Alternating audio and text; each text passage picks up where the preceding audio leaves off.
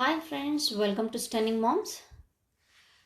Friends, ಹಿಂದಿನ ವಿಡಿಯೋದಲ್ಲಿ ನಾವು how to write Hindi letters, ಅದರೊಳಗೂ ಹಿಂದಿ ಸ್ವರಾಕ್ಷರಗಳನ್ನು ನೋಡಿದ್ವಿ. ಅದು ಹಂತ ಹಂತವಾಗಿ ಮಕ್ಕಳಿಗೆ ಅಥವಾ ನಾವು ದೊಡ್ಡವರಾಗಿರಬಹುದು, ಹಿಂದಿಯನ್ನು ಕಲಿತಿರುವಾಗ ಫಸ್ಟು ಅಕ್ಷರಗಳನ್ನು ಸ್ಟೆಪ್ ಬೈ ಸ್ಟೆಪ್ಪನ್ನು ಕಲಿಬೇಕು.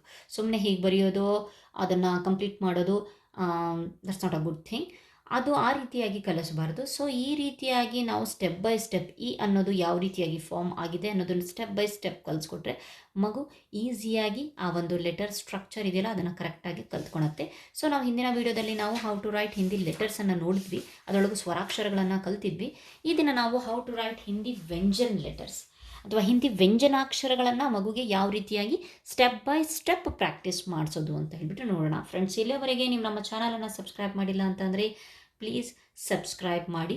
ಫ್ರೆಂಡ್ಸ್, ನಮಗೆಲ್ಲರಿಗೂ ಗೊತ್ತಿದೆ ಹಿಂದಿ ಅನ್ನೋದು ಒಂದು ಹೊಸ ಲ್ಯಾಂಗ್ವೇಜ್ ಆಗುತ್ತೆ ಮಕ್ಕಳಿಗೆ. ಸೊ ಕಲಿಯೋಕ್ಕೆ ಸ್ಟಾರ್ಟಿಂಗಲ್ಲಿ ಸ್ವಲ್ಪ ಡಿಫಿಕಲ್ಟ್ ಆಗಿರ್ಬೋದು. ಹಾಗಾಗಿಬಿಟ್ಟು ನಾವು ಎಷ್ಟು ಸಿಂಪಲ್ಲಾಗಿ ಅವರಿಗೆ ಹೇಳ್ಕೊಡ್ತೀವೋ ಅಷ್ಟು ಈಸಿಯಾಗಿ ಕಲಿತಾರೆ.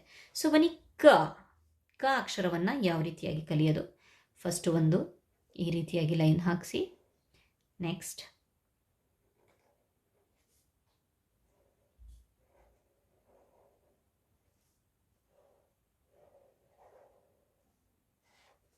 ಕ, ಖ,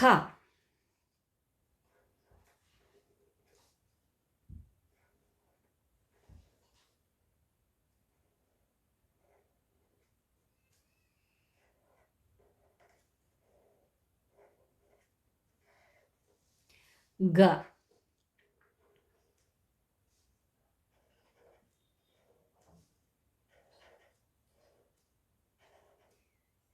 ಘ,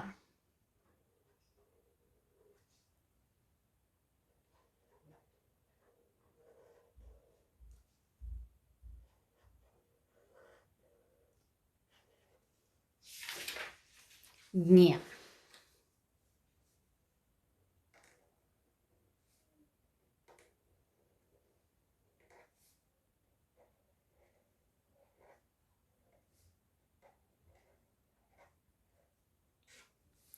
ಇ ಅನ್ನೋ ಅಕ್ಷರ ಆಲ್ರೆಡಿ ಸ್ವರಗಳಲ್ಲಿ ನಾವು ಕಲ್ತಿರ್ತೀವಿ.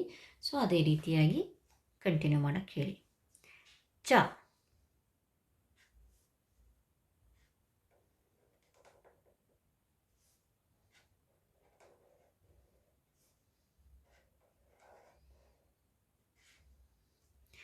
ಛ,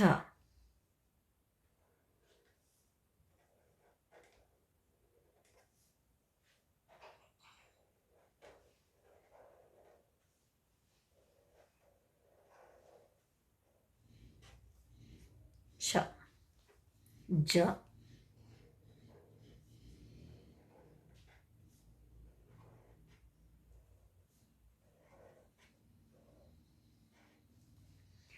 ಝ,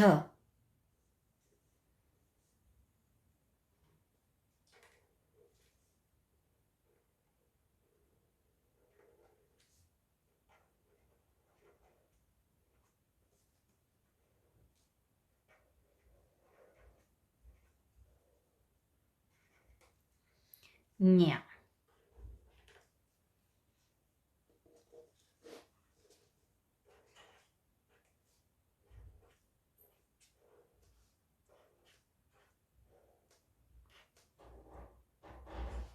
ಫ್ರೆಂಡ್ಸ್, ಈ ವಿಡಿಯೋದಲ್ಲಿ ನಾವು ಕದಿಂದ ಜ್ಞವರೆಗಿನ ಅಕ್ಷರಗಳನ್ನು ಯಾವ ರೀತಿಯಾಗಿ ಸ್ಟೆಪ್ ಬೈ ಸ್ಟೆಪ್ ಬರೆಯೋದು ಅಂತ ಹೇಳಿಬಿಟ್ಟು ನೋಡಿದ್ದೀವಿ. ನೆಕ್ಸ್ಟ್ ಇದು ಪಾರ್ಟ್ 1. ನೆಕ್ಸ್ಟ್ ಪಾರ್ಟ್ 2 ಇಲ್ಲಿ ನೆಕ್ಸ್ಟ್ ರಿಮೈನಿಂಗ್ ಯಾವ ಲೆಟರ್ಸ್ ಇದಾವೋ ಅದನ್ನು ನೋಡೋಣಂತೆ.